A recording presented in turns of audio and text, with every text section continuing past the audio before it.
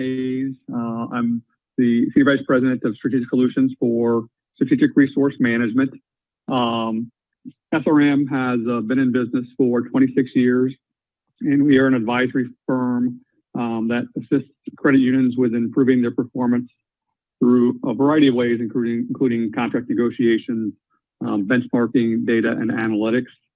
Over our 26 years in business, we have helped our financial institutions recognize over $2 billion in revenue enhancements and expense saving opportunities. I personally have been in the financial services business for 25 years plus. Spent about a dozen years or a little over a dozen years working for one of the major card brands. Have also worked for some data processors and PIN networks in my career as well. So today we're going to talk about payments optimization, and the presentation will focus on three key areas to consider that are impactful to credit unions' bottom lines, and feature some case studies and things to think about as you're looking at opportunities for payments optimization. So starting with the why and why it's important for credit unions to look at this and consider optimization methods for their portfolios. And the primary reason is revenue. Interchange income is generally the first or second largest component of non-interest income for most financial institutions. So even nominal improvements can drive large results. Again, generating revenue that you can return back to your members or utilize for product performance and additional products for your members. So the first case study we're going to look at is regarding PIN point of sale. There are, again, two different methods your cards can be used in your portfolio, one being PIN authentication, the other being signature authentication. PIN, obviously, when you enter your PIN, or it's routed as a single message transaction. Signature being when you sign your transaction, or also called in some instances dual message authentication. So the first we're going to look at is PIN point of sale and some key factors to look at here. So in this scenario, we're looking at a client who has potentially multiple PIN networks and what the consideration or implications are of having multiple PIN networks. You may ask yourself, why somebody may have multiple PIN networks. We do find a lot of financial institutions do continue to have multiple PIN networks. And generally, it's for historical reasons. As an example, years ago, you needed multiple PIN networks to cover a larger geographical area. Not really the case anymore. Most of the PIN networks that are out and available in the U.S. Cover the U.S. quite broadly. But historical, needs or what had happened in the past, people just never really got out of. So they may have multiple PIN networks just for historical perspective.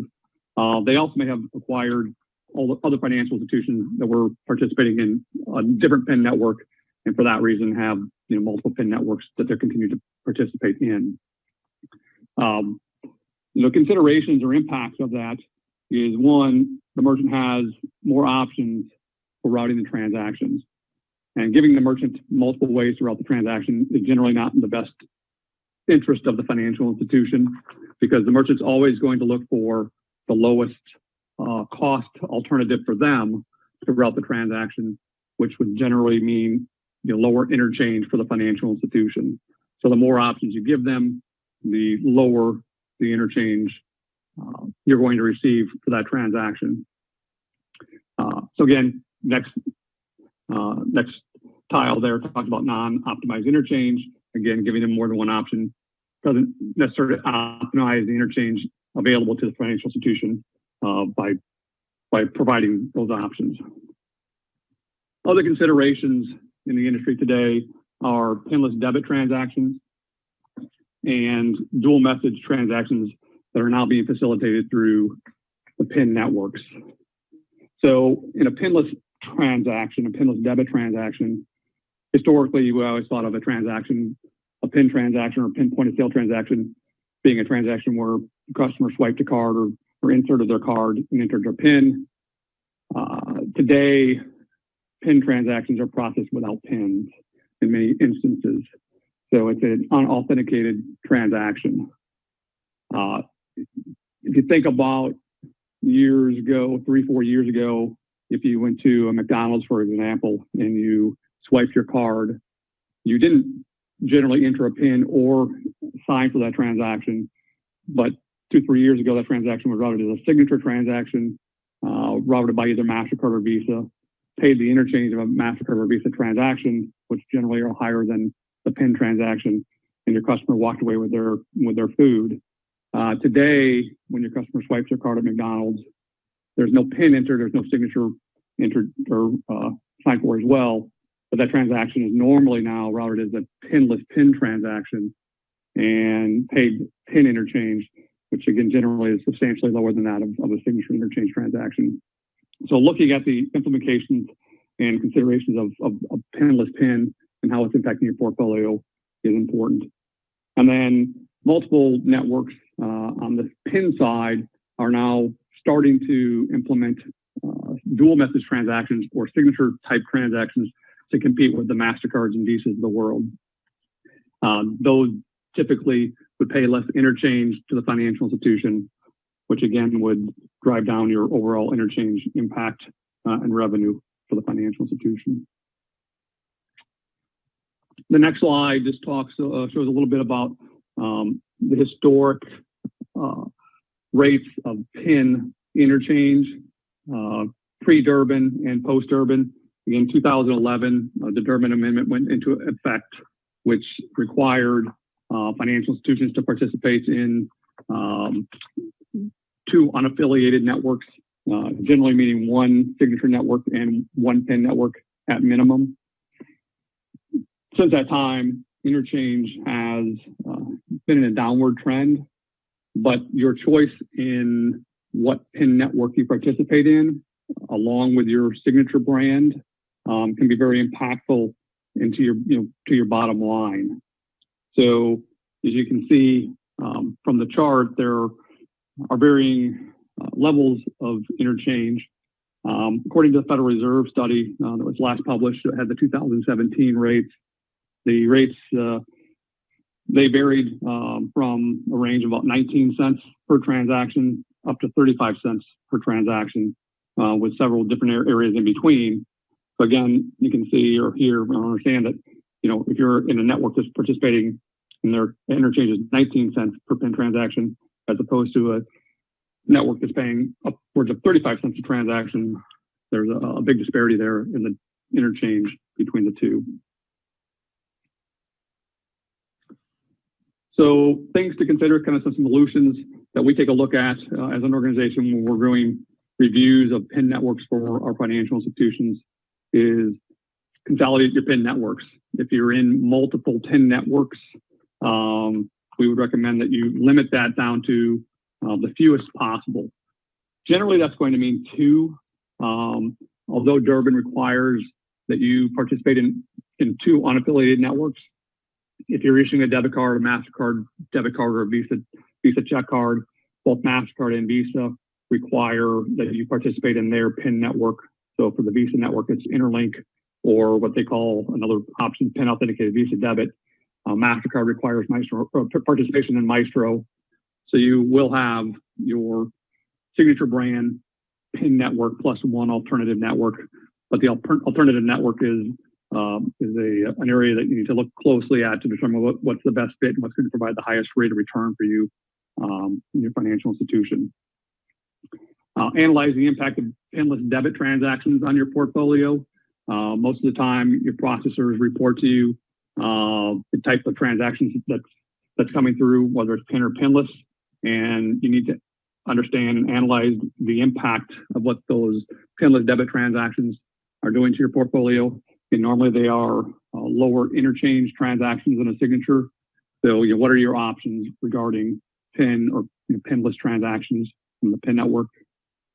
Analyze the impact of a dual message transaction that is coming again through the historic PIN networks.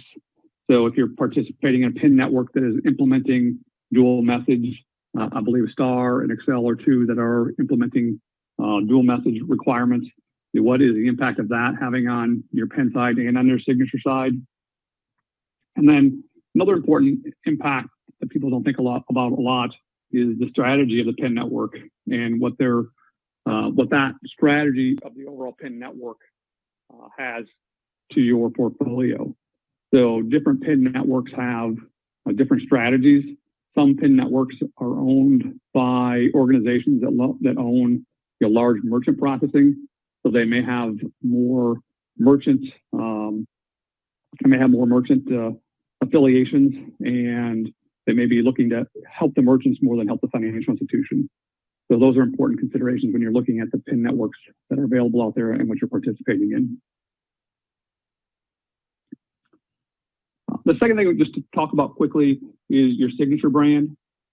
And when we talk about signature brand, that's generally MasterCard, Visa, Discover, often also referred to as dual message transactions. So signature brand issues and considerations.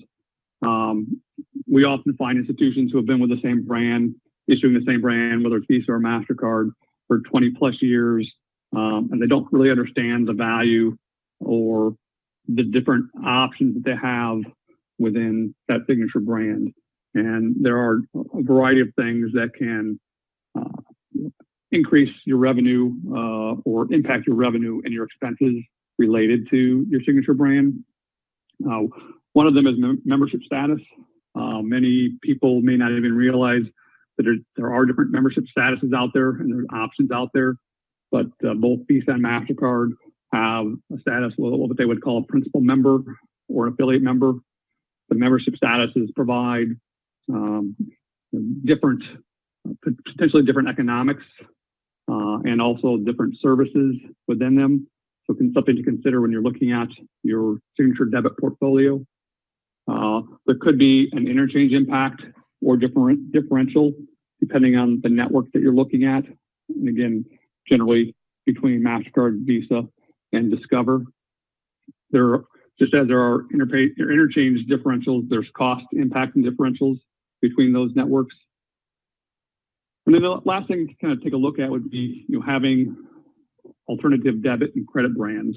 We find some institutions will have Visa on their debit cards and think it's a good idea to have MasterCard on their credit cards, or vice versa, or have Discover on one, MasterCard on the other, or Visa on the other.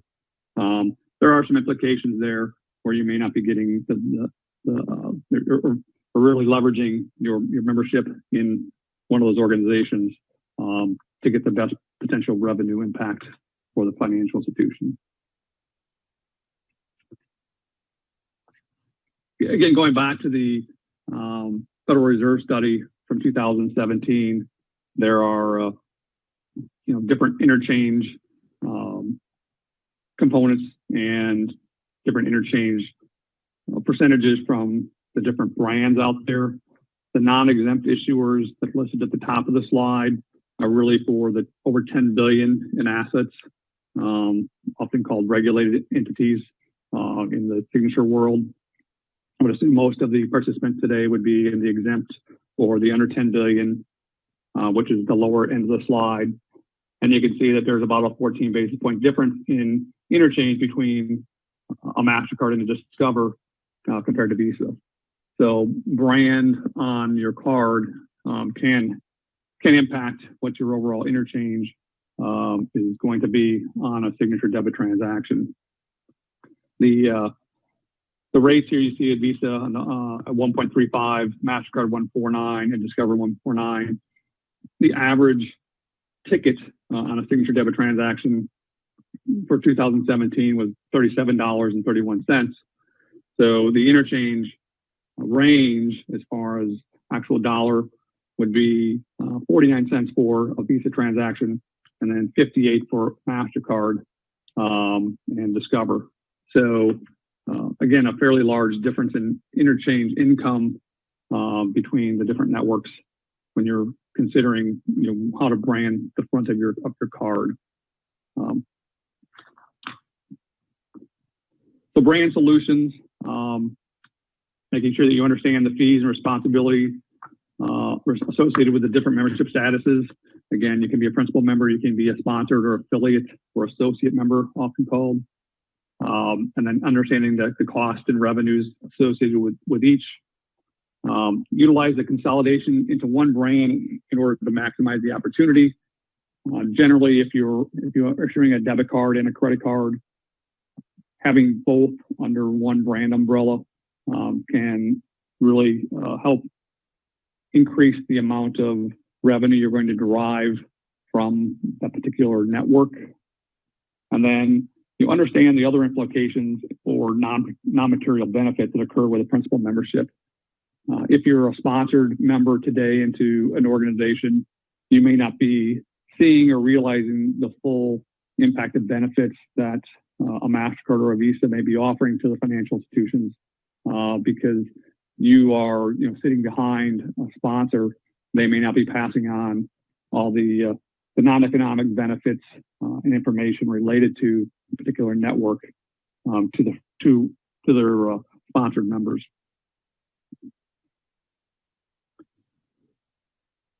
Case study number 3 to talk about is on the optimization side, and this is an area where you can see dramatic impact with your portfolio.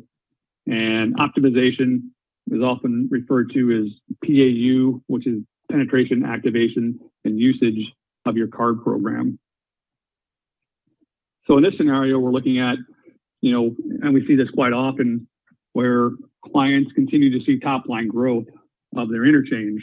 So if they look at their GL, where their interchange is being dumped on a daily or monthly basis, they continue to see an upward trend in interchange. So they think their portfolio is performing well.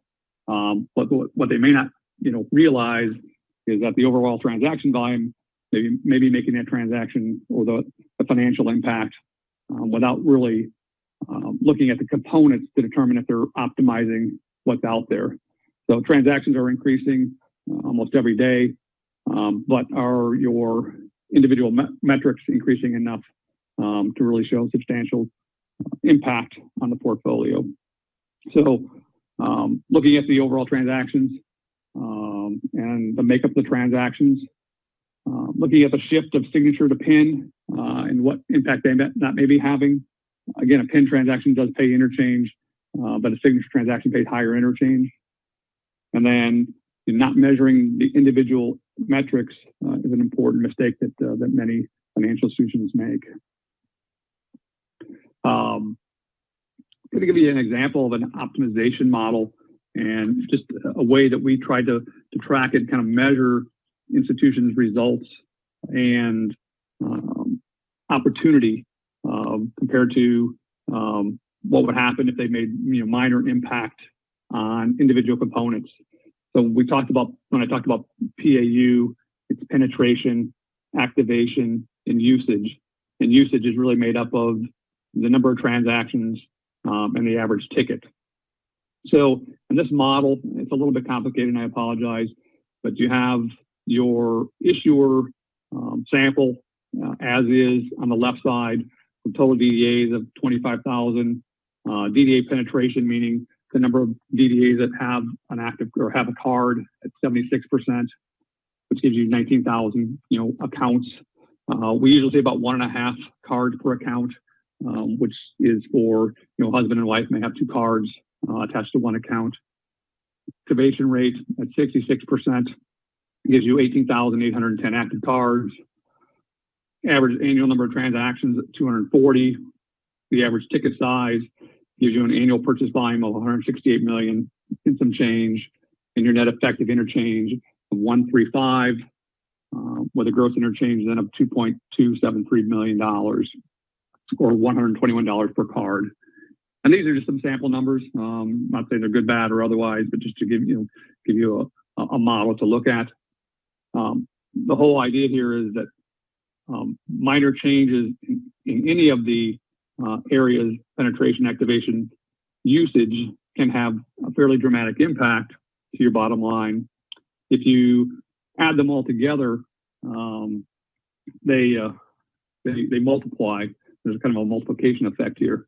So if you look at the DDA penetration of 76% and the target performance of, let's say, 85%, so we're moving 9% in DDA penetration, the impact of that would be increasing your annual purchase volume by almost $20 million, and have a gross interchange effect of $269,270. And so on down the line. We did a 9% increase in activation up to 75%, which had an impact of $310,000 ultimately. And then they have average annual number of transactions and average ticket. Again, small changes there, which could have a fairly substantial impact.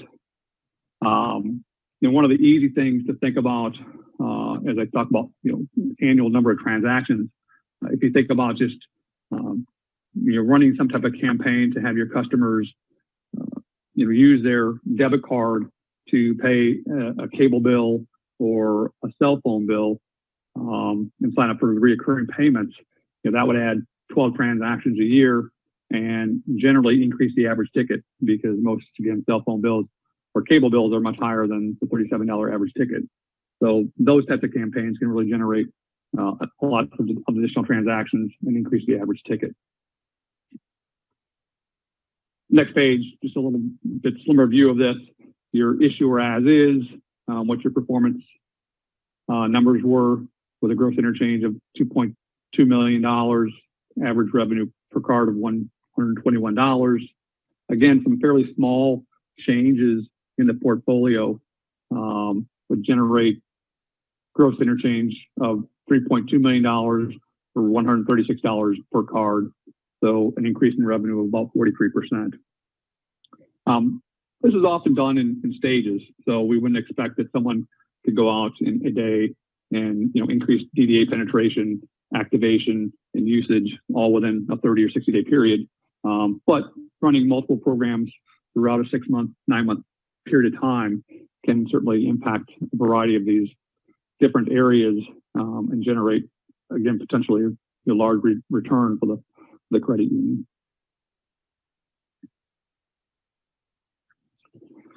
So for our PAU, or penetration, activation, optimization, or utilization solutions, the goal would be to analyze your transaction volume to determine what your current underperforming areas are, implement programs to target specific metrics and consumer behaviors. And then the last one would be to target card on file as a top priority.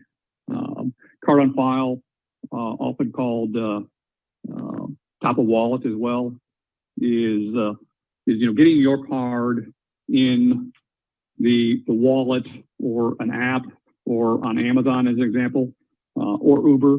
If you think about Uber, I Uber quite often, and whatever card I have on file at Uber is the card that gets all my transactions. So targeting card on file and looking at opportunities there is a top priority we always recommend for our financial institutions. That can be done through a variety of different analyzation techniques, looking at DDAs and ACH or other types of transactions that are coming to the financial institution to determine where your cards are or are not spending. Kind of bringing the three together at the end. The high impact areas that we would recommend looking at would be choosing the right PIN point of sale network provider and partner. Again, can have high impact on, one, interchange, and then two, the other types of transactions that they may require, as in pinless PIN or signature network through a PIN network, or dual message processing through a PIN network. Looking at your signature brand and what your options are there and what your membership status is and what impact that's having to your financial institution. And then your overall performance metrics, which would be your optimization or your penetration, activation, and usage of your portfolios. So in summary, if you take a look at those things, you look at optimizing your solutions there, you don't throw money away. And that's our goal, is to help you generate revenue and reduce your expenses.